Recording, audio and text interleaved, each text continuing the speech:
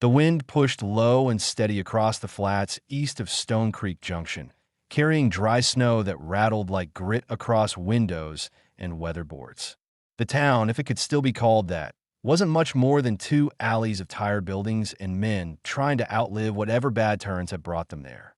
It was December of 1874, and the season had arrived early, as if trying to shut the land down before the year was even done. Calder Rourke sat stiff-backed on a wagon bench, the reins wound tight in his right hand. His gloves were worn but clean, stitched carefully along the knuckles where a bullet had passed through his hand during the war. His left shoulder ached more in the cold than it used to, but he didn't complain. He never had. Pain, like most things, was better managed alone.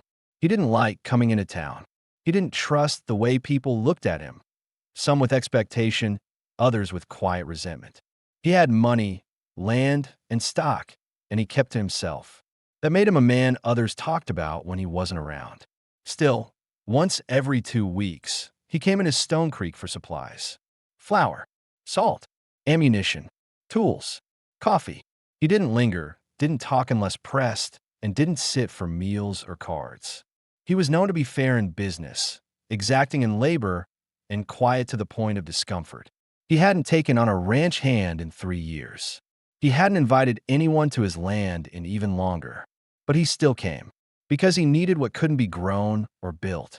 Today was no different, or it wasn't supposed to be.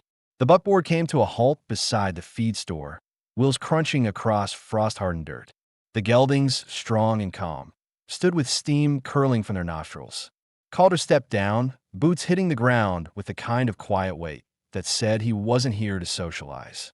He adjusted his hat, pulled the collar of his coat higher against the wind, and moved toward the general store's double door.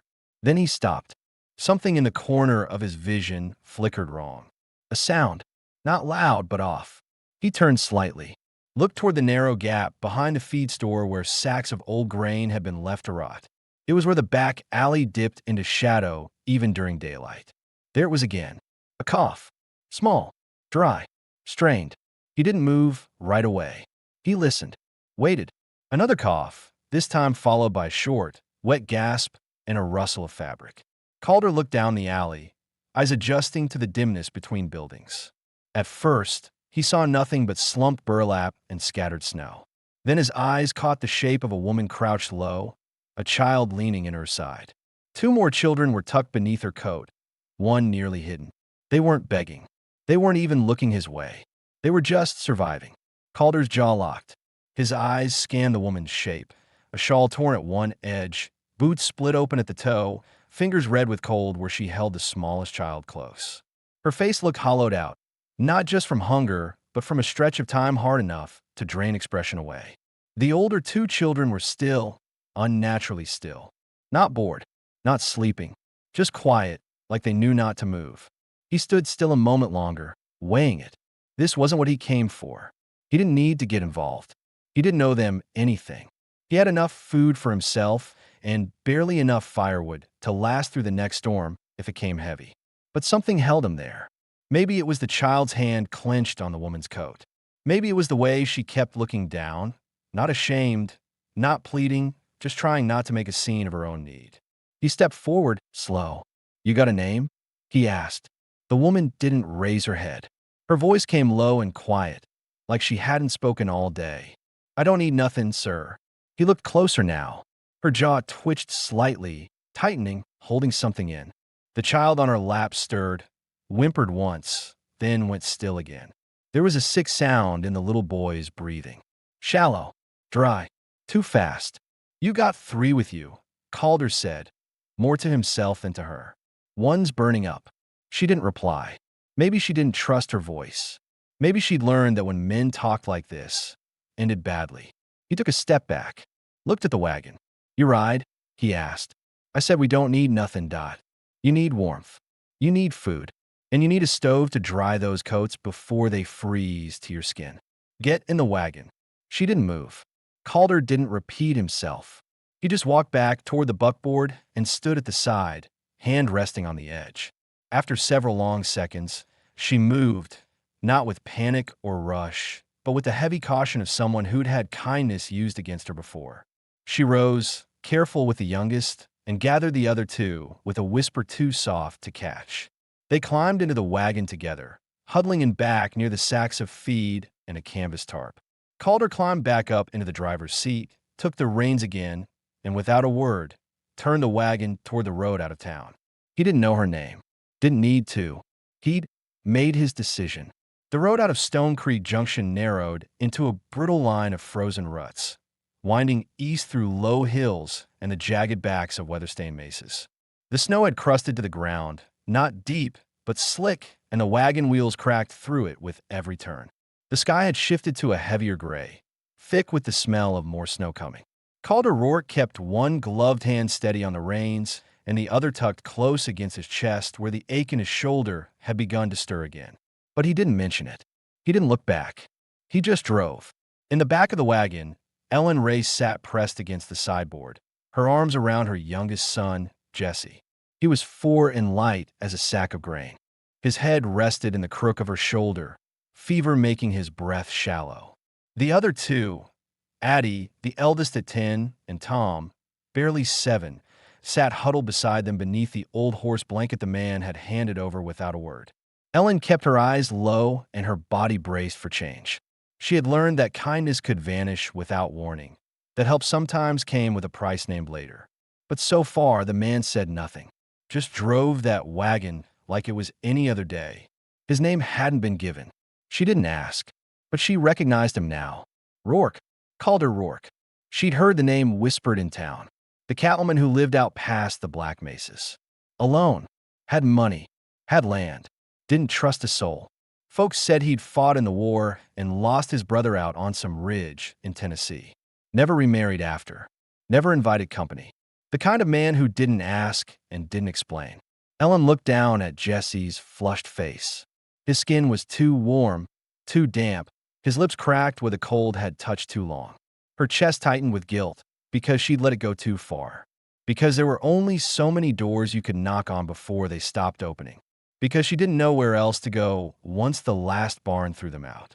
She shifted him gently, careful not to wake him. Her mind kept circling the same questions. What would this man expect? Would he leave them somewhere? Make them work? Run them off the moment the boy cried again? But so far, all he'd done was offer space. Calder turned the team up a narrow trail that twisted through dry pine and brushwood, the landscape flattening into a shallow basin walled by stone ridges. The horses knew the route.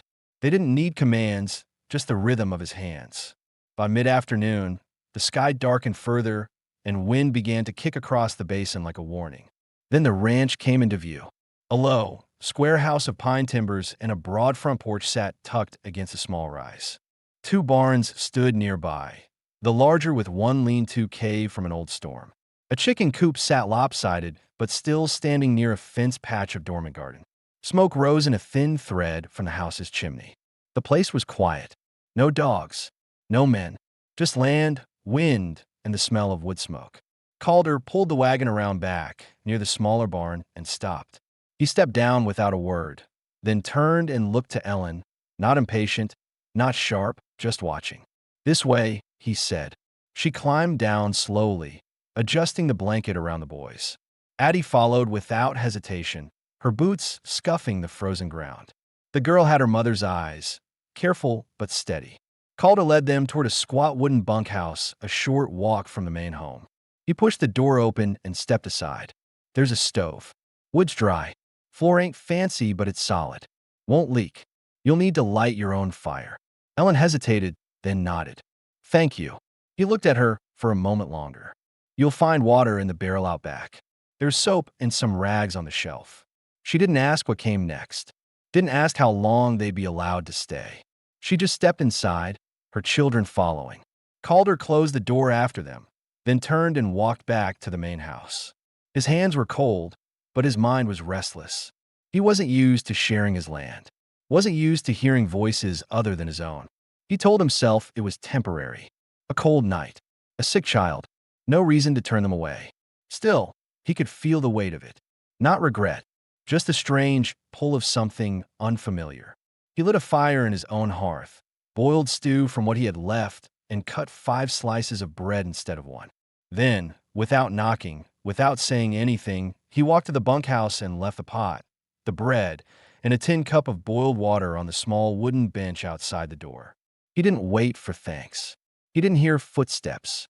But when he came back at dawn, the pot was empty and scrubbed clean, the cup rinsed, the bread gone, and someone had folded the old horse blanket and left it on the bench, carefully, evenly, with the corners tucked in. Inside the house, Calder stood by the fire, staring at the folded blanket. He didn't say it out loud, but he knew. They weren't planning to leave. And for some reason he hadn't yet explained to himself, he hadn't planned to make them. Morning came slow over the basin, pale light crawling across the frost-caked grass and the warped rail fences that lined Calder Rourke's land. Inside the bunkhouse, the stove still flickered low. Ellen Ray sat on the edge of the cot, her back to the room, running a damp cloth over Jesse's cheeks and neck. His fever hadn't gone, but it hadn't worsened either. His breathing was lighter now, no longer wheezing with every inhale. Addie swept the floor with an old broom she'd found tucked behind the stove. She hadn't been asked to. No one had. But the girl moved with quiet urgency, as if order was the only control they still had. Tom sat by the wall, one boot on, one off, rubbing at the tender skin on his ankle. It was red, but not bleeding, just cracked from the cold. Ellen had barely slept, not because the bed was uncomfortable, though it was stiff, but because her mind wouldn't stop circling the same questions. Why had a man brought them here? How long would it last? What did he expect in return? But Calder Rourke hadn't said a word since the stew. He hadn't demanded anything. That was what unsettled her most. She moved quietly, not wanting to wake Jesse. Her hands found an old metal basin and the bar of soap he'd mentioned. She stepped outside, pulled her shawl tighter, and filled the basin from the barrel. The water was bitterly cold. Her fingers stung as she dipped the cloth again, but she kept at it. From the porch of the main house, Calder watched through the rising steam of his coffee. He stood just inside the open doorway. One shoulder leaned against the frame, arms crossed, eyes fixed not on Ellen, but on the way she carried herself. Tired, yes, but not weak. She moved like a woman who knew what it meant to survive on effort alone. He wasn't sure what she was to him yet. Not a guest, not an employee, and not someone he could easily look past either. The children were quiet. That mattered. He'd seen enough loud, careless ones tear up barns or spook cattle. These three moved as if noise had been punished somewhere back along their trail. By mid-morning, Calder stepped out to the barn. The gate latch was frozen and needed replacing. He worked without gloves, breath rising in clouds, the cold biting at the joints in his fingers. As he knelt to pry loose a warped hinge, he heard the soft crunch of boots behind him. Addie stood there, arms stiff at her sides. "I can help," she said. He looked up, unsure at first if she was speaking to him or just repeating something she'd been taught to say. "Not too small for most things," she added, firmer now. He nodded toward the barn wall. "Pitchforks there. You know what hay looks like when it's clean." "Yes, sir." "Good. Take out the moldy bits. Lay fresh in the far stall. Don't need to rush." She nodded once, already moving. He watched her go, then turned back to his work, but the tension between his shoulder blades had shifted. Not loosened, exactly. Just moved into something quieter. Back in the bunkhouse, Ellen finished washing Jesse's face and helped him sip more of the broth she'd reheated from the stew Calder had brought. It wasn't much, but he swallowed it without complaint. She glanced out the small window and saw Addie crossing the yard with a fork taller than she was. For the first time in days, Ellen felt something that resembled steady ground. Later, after mending Tom's socks with stiff hands and boiled thread, Ellen wrapped her shawl tighter and stepped out toward the main house. She hadn't yet approached it directly, but something in her chest said it was time to speak. Not for thanks, not for permission, just to be clear about where they stood. Calder was splitting wood near the side fence when she reached him. "I don't expect to stay long," she said flatly, watching him line the axe against the grain. "But while we're here, we'll work." He didn't stop swinging. "No one's keeping score." "I am." She paused, then added, "My husband's family, his people, put us out. Said we were a burden they didn't ask for. Been moving ever since. Town to town, barn to barn. This is the first place that hasn't said no at the door." He split another log. "Straight through. "You planning to leave?" he asked. "Don't know yet." Calder stacked the split wood without looking at her. "Firewood's low. Coop's got frostbite in half the hens. You're not in my way." "Not yet." She didn't nod, didn't thank him. She just stood there, not moving, not walking off. He finally glanced her way. "That boy, the sick one, he your youngest?" She nodded. "Jesse. He's been coughing since we crossed into this territory. I've done what I can. I'll check the barn.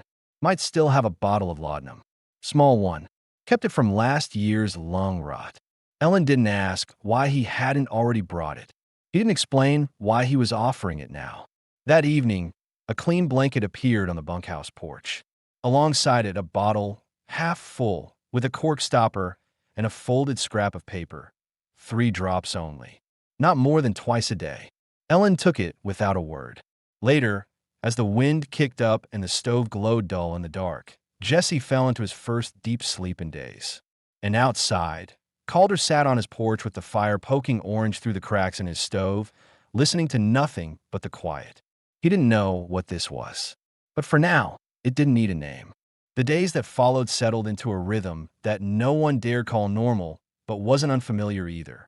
It was the kind of life that filled itself with quiet tasks, feeding hens, boiling water, sewing what could still be patched, and asked no questions so long as the chores were done and no one got in the way.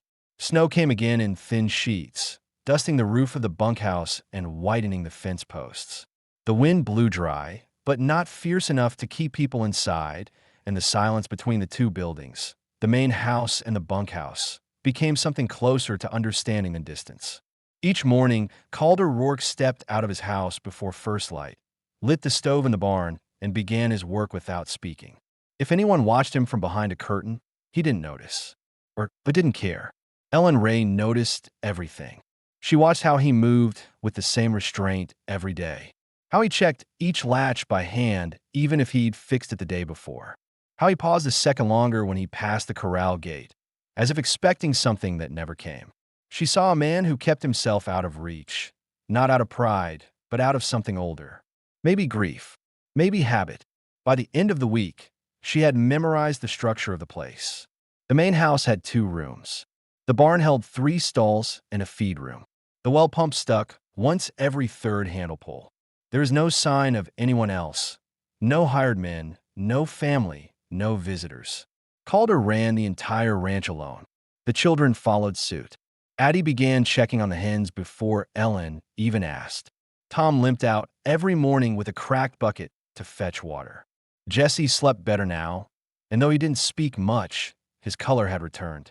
He sat on the bunkhouse floor with a piece of charcoal Calder had left near the porch, sketching things from his mind. Trees, wagons, the shape of Calder's broad-shouldered frame leading a horse by the bridle. It was Tom who first crossed the invisible line. One morning, as Calder repaired a loose rail on the western fence line, Tom walked up behind him with that familiar dragging limp and just stood there, watching. Calder didn't speak. Neither did Tom. After a while, Calder shifted the hammer to his left hand and held out a nail. Tom took it. "Don't hold it sideways," Calder said quietly. "Straight and firm. Thumb out the way." Tom adjusted. Calder hammered once, then nodded. The boy stayed there the rest of the morning. Inside the bunkhouse, Ellen noticed the absence of worry. It wasn't gone entirely, but it had thinned out like smoke that finally found a way to rise. She took in sewing now and then, stitching torn seams on Calder's old work shirts. He hadn't asked, but she didn't need permission. She left the clean shirts folded outside his door. He never said thank you. She never asked for one. One evening, Ellen brought stew to the main house. Not by request, but because she made too much and the meat would go bad if left another night. She stood at the door for a moment, unsure, then knocked once. No answer. She knocked again, softer. Calder opened it after a pause, shirt sleeves rolled, hands wet from washing up. "I had some left," she said, lifting the pot slightly. He took it without a word and stepped back. "You don't have to." "I know," she said. She turned to leave. "You and them stayin'?" he asked suddenly, the words falling out more like a statement than a question. She stopped but didn't turn. "For now," she answered. "Until the road makes sense again." He nodded once. Snow's thick up through the pass. Won't break for a while. I figured. That was all. But something shifted that night. Not a decision, not a change of roles, but a quiet admission that they were both watching how the other moved. Neither of them asked what the other had lost. Neither said what they feared most. But there was something in the silences, shared, unspoken, that began to feel less like distance and more like room to breathe. And Calder, who hadn't sat at a table with more than one place setting in nearly a decade, found himself clearing space at the end of the bench near the window. Not for company, but for possibility. That night, Ellen sat with her back to the bunkhouse wall, Jessie sleeping against her side, the fire low and steady, and whispered to herself something she hadn't dared to believe in weeks. We're not just passing through anymore. The room held her voice without echo. And the ranch, for the first time since winter started, felt like a place not only meant to survive, but to stay. The snow came heavier that week, thick, weighty flakes that dulled the sound of everything and turned the air slow. The ground hardened beneath the white and stayed that way, days folding into each other with little warning and less daylight. The wind kept low, curling under doors and through the gaps in the barn siding, but the bunkhouse held strong. Ellen had stuffed rags along the windows. Calder, without being asked, had brought another armload of chopped wood and stacked it beside their door. The routine didn't change, but the silence between people started to mean something different. Calder woke early, moved through the snow like someone who didn't mind its presence but didn't welcome it either. His work was constant: gates, feed, chopping, mending. He said little, asked less. But each day, there was something he left behind without comment. A small cloth bag of potatoes by the bunkhouse wall. A worn coat that might fit Tom. A jar of honey that Ellen recognized immediately didn't come from this part of the basin. It must have been tucked away from a trip to the lower valleys last year, meant to be saved. One morning, Ellen stepped out while the children were still asleep. Jesse's fever had broken, but it left him weaker, so she kept him inside. Addie had taken to reading a single Bible they'd found on a shelf in the bunkhouse. She read it slow, not aloud, mouthing the words to herself like they were some kind of anchor. Tom kept trying to help Calder, but never asked outright. He just showed up where the work was and waited to be given a task. Ellen found Calder beside the coop, mending a slat where one of the hens had broken through during the last storm. She stood a moment, then cleared her throat softly. "You got a list?" she asked. "Things you're short on." He didn't look up. "Why?" "Because I can get through sewing, laundry, and the children before noon now. There's hours after that. You looking to earn something?" "No," she said. "I'm looking to repay what we've taken." He stood up, hammer in hand. "You've taken nothing I didn't offer." She met his eyes. "I know. Doesn't make it weightless." They didn't speak again until sundown. But when she returned to the bunkhouse that evening, a small tin sat by the step. Inside was a worn pencil and a torn scrap of ledger paper. One word written on top: "Needs." She read it twice before folding it and sliding it inside the old coffee can where she kept thread and needles. The following day, Calder didn't return from the north fence when he should have. Snow had started mid-afternoon, and the wind had changed direction, cutting sharper through the ridge. Tom waited by the barn along, while before running back to the bunkhouse. "He ain't come back," he said, trying not to sound nervous. Ellen grabbed her shawl, told Addie to stay with Jessie, and saddled one of the horses they'd seen Calder ride. She hadn't been on one in nearly 2 years, not since the wagon accident that left Jessie with a bad shoulder and broke 2 of her ribs. But muscle memory came quick when urgency tightened the chest. She found Calder an hour later, half buried near the gulch, one leg trapped under a fallen branch. He wasn't unconscious, but he looked gray from the cold, and his jaw clenched with more than pain. "Didn't expect you to come looking," he muttered as she knelt beside him. "I didn't ask," she said. "Can you walk?" "Not yet." It took effort. His weight wasn't small, and the branch wasn't light, but she managed to wedge the saddle girth beneath the limb, looped it tight around the saddle horn, and coaxed the horse to pull. When the branch rolled clear, Calder gasped through his teeth but didn't curse. She helped him up, steadied him as he leaned into her side. They moved slow back to the horse, and she climbed up first before pulling him behind her. The ride back was quiet, save for his breathing and the crunch of hooves through snow. She got him into the bunkhouse, not the main house. Too far.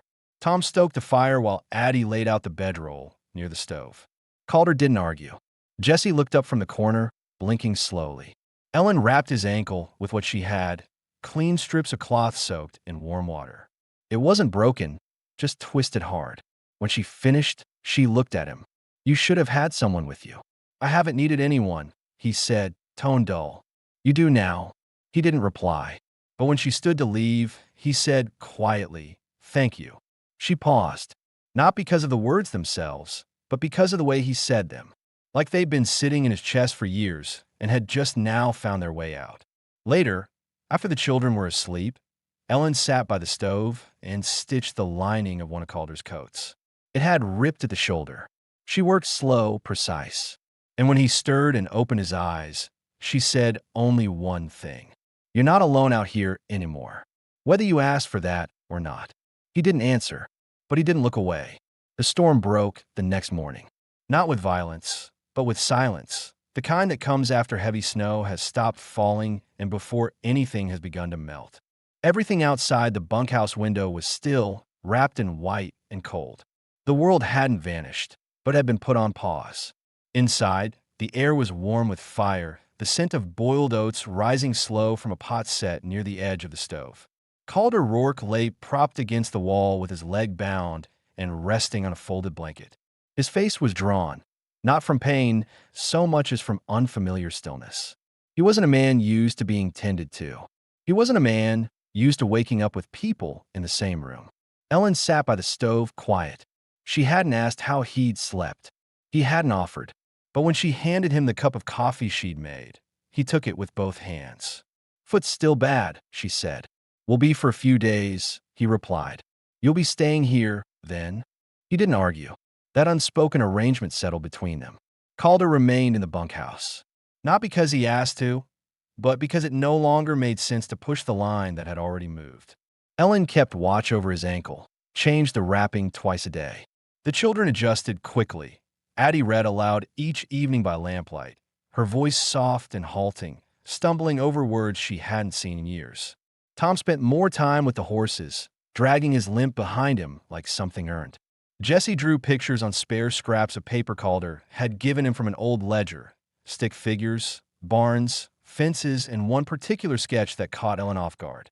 5 figures seated around a table, a 5th chair that hadn't been there before. Where'd you get that idea? She asked Jesse, running her thumb along the drawing. He shrugged. It looks that way now. Ellen folded the paper and set it in her apron pocket. That evening, Calder stirred as Ellen cleaned up supper. You always move this quiet? He asked. She looked over her shoulder. You only notice now? I suppose. He cleared his throat. I should have asked earlier. What happened with the boy's father? She paused, then set the ladle down. Dead, she said. 2 years now. Died from a fever in Kansas Territory. His people said it wasn't their responsibility to feed 4 mouths. Told me I had no claim to the land. We left with a broken wagon and 3 days of food. Calder nodded slowly. No one helped along the way. A few did. Most didn't. Some offered things I wasn't willing to pay. He didn't need clarification. You didn't steal, though. You don't move like someone who steals. No, she said. Just asked until it became easier not to. The fire popped softly. Why'd you stop that day? She asked. Behind a feed store? He didn't answer right away. I heard something that didn't sound like survival, he said finally. A cough that said things were getting worse. She watched him for a long moment. I didn't expect you to care. I didn't either. Later that night, when everyone had settled into their places, Calder lay still beneath the quilt, eyes open to the ceiling, listening to the subtle shifts in the room. The slow creak of the stove, the wind tracing the corners of the bunkhouse, Jesse's breathing steady in the far corner. He didn't recognize what he felt, not completely. It wasn't comfort. It wasn't peace. But it was quieter than loneliness. And it hadn't come to him through words. It had arrived in the act of being noticed. In boots set to dry beside the fire without asking. In a boy's sketch folded into a pocket. In a bowl placed without noise near the cot. Ellen never asked if he wanted them to stay. And Calder never said they should. But the absence of that question had begun to feel like the answer. The snow had stopped, but the cold held on, sharper now under clear skies. The land glittered in the early morning light, hard and frozen and quiet. Ice clung to the water buckets and hung from the edge of the roof in long teeth. But inside the bunkhouse, the stove burned steady. The small room was warm with breath and coffee and the sound of Tom whittling a stick into something he hadn't yet named. Calder Rourke sat upright again. The swelling in his ankle had started to ease. He could stand with effort and limp without wincing too much. He was back to moving by noon, slow but stubborn, refusing to stay idle. "I can finish the gate myself," Ellen had told him when he limped toward the barn that morning. He had grunted, but he didn't turn back. What changed now wasn't the pace of work or the size of the tasks. It was the way Calder moved among them. Not apart, not above, but with them. He had started speaking to Tom directly, asking him to fetch tools or watch the horses while he rewrapped the fencing wire. Addie asked permission to take over feeding the hens, and he gave it with a nod and nothing more. And one afternoon, when Jesse stumbled into the barn after Calder, arms full of paper scraps, Calder knelt and watched him lay them all out. "This one's the garden," Jesse said, pointing. "You remember it from the summer?" Calder asked. Jesse nodded. "You had tomatoes. Mama says it used to be bigger." Calder didn't correct him. It hadn't been bigger. In fact, it had been mostly fallow. But the boy had seen something else in it. A shape, a plan. He watched as Jesse sketched rows and fence lines in charcoal, then pointed to the corner. "We could put flowers here. The ones that smell like oranges." "Lilacs," Calder said quietly. Jesse smiled. "I like that word." There was a shift then, small but felt. Later, Calder sat on the porch with his coat collar turned up and his bad leg propped against the rail. Ellen brought out 2 mugs, one for him, one for herself. She didn't ask if he wanted it. They sat in silence, the kind that didn't demand filling. "You've lived out here alone a long time," she said eventually. 8 years. "Why?" He sipped the coffee. Let the pause hang. "War ended. My brother didn't come home. Family scattered. This land was all that felt steady." "Did someone leave you?" she asked, not sharply, but directly. Calder glanced at her, then turned his eyes toward the ridge line. "No, I left them. Wasn't fit to stay with anyone after the war. I thought time would fix it, but it just made it quieter." Ellen nodded slowly. "I didn't have anywhere else to go either. Not after Emery died. He was kind, but too soft. His people never liked me. Thought I'd tied him down." She looked at the children playing near the edge of the barn. "I never asked to end up here, but I'm not sorry it happened." Calder didn't speak for a long time. "You don't need to be sorry," he said finally. "You're not in the way." That night, as Addie read from the Bible again, slower now, sounding out each word, Tom leaned against Calder's side without being told. And Calder didn't move away. Jesse climbed into Ellen's lap, thumb in his mouth, head already nodding. Later, when the children were asleep, Ellen folded one of Calder's shirts she had mended and set it beside him. "You said this was from before the war," she said. He picked it up, held it by the shoulders. The stitching along the back had torn from years of use. She'd repair it clean, the thread near invisible. "My mother made it," he said. "She used to sew by lantern light in winter." "She teach you how to mend fence, too?" "No, that I learned out here, on my own." Ellen sat across from him, firelight catching the edge of her face. There was no softness in her expression, just a calm, a steadiness earned over too many hard miles. "You're not on your own anymore," she said. He looked at her a long moment, not with surprise, but with a slow, inward sort of recognition. "I know." There was no more talk after that. But the next morning, when Calder stepped out of the bunkhouse, he didn't head to the barn first. He walked to the main house and opened the front door. He stood there a while, looking around the empty rooms. Then he returned, and without explaining himself, began cleaning it out, room by room, chair by chair, because whether he said it aloud or not, something in him had begun to make room, not for guests, but for family. The main house hadn't seen warmth in over a year. It wasn't falling apart. Calder had kept it sound, but it felt abandoned in the quietest ways. Dust settled in the corners. A thin film coated the windows. One chair had gone uneven from time, and another still bore the blanket Calder had draped there last spring and never used. He worked slowly, moved furniture, scrubbed wood, wiped down shelves, not for appearance, but for readiness. For the first time in a long while, he didn't want the house to feel like it belonged only to him. Ellen noticed. She said nothing that morning, just stepped into the threshold once, looked around, then walked out again. But that evening, as the sun dipped low, she returned with a folded bundle under one arm. 3 clean quilts, stitched from old shirts and feed sackcloth. She laid them on the cot near the fireplace and then moved to the kitchen without being asked. "You don't have to," Calder started. "I know," she said. She cleaned the stove top, then tested the hinges on the back pantry door. One stuck. She jimmied it loose with the side of a fork and wedged it straight. Then she opened the cupboard. "You've got salt and flour, but not much else. Town's still 2 weeks out," he said. "We'll stretch what's here. Then we'll ration proper." Addie and Tom came later, arms full of folded clothes, boots, and a small box of sewing scraps. Jesse dragged a blanket twice his size behind him and looked around the house like it was something strange and new.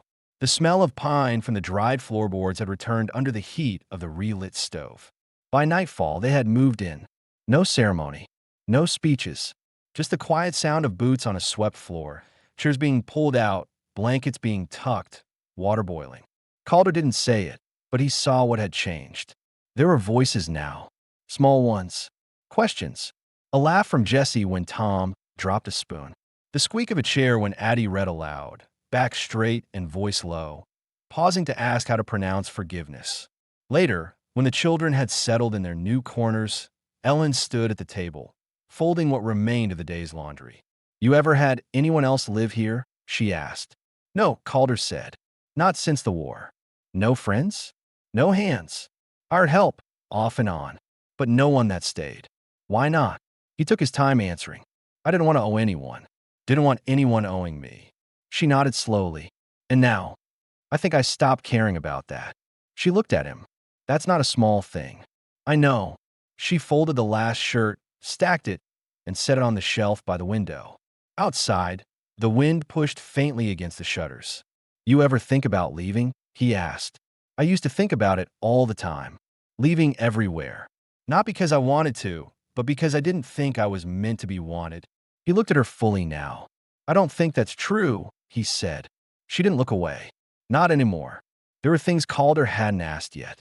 Things still hanging between them like questions unspoken for fear they'd fracture the quiet. How long she'd really been on the road. Whether she ever thought about finding her late husband's family again. Whether she feared this too might come to an end. But instead of asking, he said, "I cleared the west room. It gets the morning sun." She didn't reply right away. But he saw in the way she shifted, something unspoken let down, piece by piece. "I'll move Jesse in there," she said. It was the first time she'd referred to a room like it belonged to them. That night, they ate in the main room, all 5 at the table. No formality. Jesse in Calder's old chair, his boots dangling above the floor. Tom seated across, poking at dried beans like they were marbles. Addie poured water carefully, her chin lifted like she was guarding the moment against being taken back. And Calder, he sat at the end, hands steady, watching a table that had never held this kind of noise, this kind of life. The silence he'd built for years had shifted into something else. Not louder, just shared. And when Ellen cleared the table afterward, when the children drifted toward the corners of the house that now held their names in ways no ink ever could, Calder remained seated a while, letting the fire crackle. He didn't feel like a man with strangers in his home. He felt like a man no longer outnumbered by his past. The thaw came slow that week, not just in the weather, but in the way people moved inside the house. The snow outside had softened, turning from sharp white to slush-stained gray, pooling at the base of the porch steps and along the fence lines. The wind had calmed. There was birdsong again, faint but certain. The sun broke through more often now, low on the horizon, but warmer when it touched bare skin. Inside, the rhythm had changed. The house no longer echoed. It breathed. Each day began the same. Ellen at the stove, sleeves rolled, brewing coffee and cooking oats. Tom limped out with Calder to feed the horses. Addie handled the chickens without being reminded. Jesse followed Calder now, not from behind but beside, always carrying something, always asking one quiet question after another. Calder didn't talk much, but he listened. He'd always been a listener. What changed was the weight he gave the answers. He remembered the things the children told him. That Jessie didn't like loud voices. That Tom's leg acted up more when it rained. That Addie could do math in her head quicker than most grown men. And he remembered what Ellen hadn't said, that she still hadn't fully unpacked her past, that she still woke in the middle of the night sometimes and sat at the edge of her bed without moving, as if waiting to hear a sound that never came. One night, after the children had gone to sleep, Calder walked into the kitchen where Ellen stood by the counter washing the supper dishes. Her sleeves were damp. Her braid hung over her shoulder. She didn't turn when she spoke. "You had a brother?" He stopped at the edge of the room. "Yeah." "Was he younger?" "By 2 years." She set a plate down carefully. "What happened?" "Joined the war with me. Got sent ahead to scout near the Red River. Never came back. They found his coat. That's all." "I'm sorry." "I know."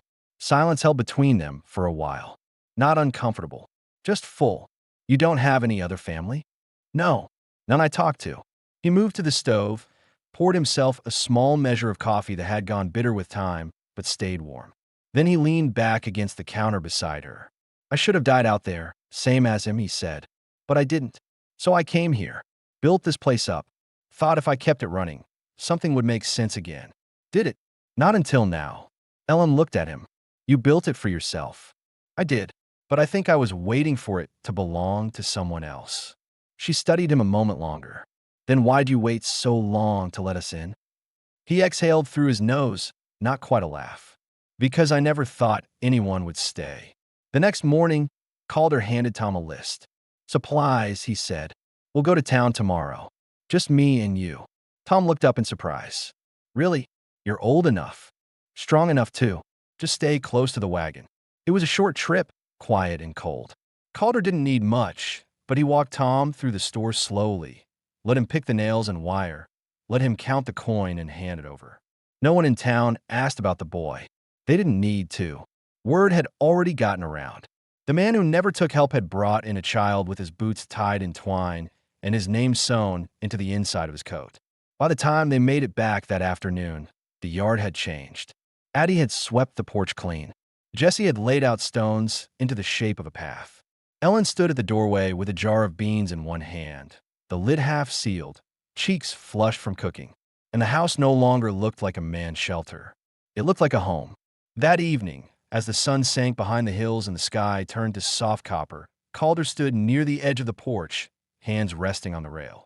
He watched the land, the quiet stretch of pasture, the garden bed that would need tilling soon.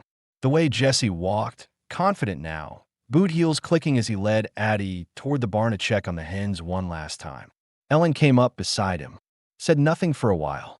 Finally, she asked, "What do you see when you look out there?" He paused. "Something I thought I'd never earn," he said. She looked up at him. "And now, I think maybe I have."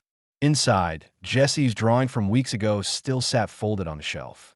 Calder had unfolded it once, set on the table, and stared at the 5 figures lined in a row.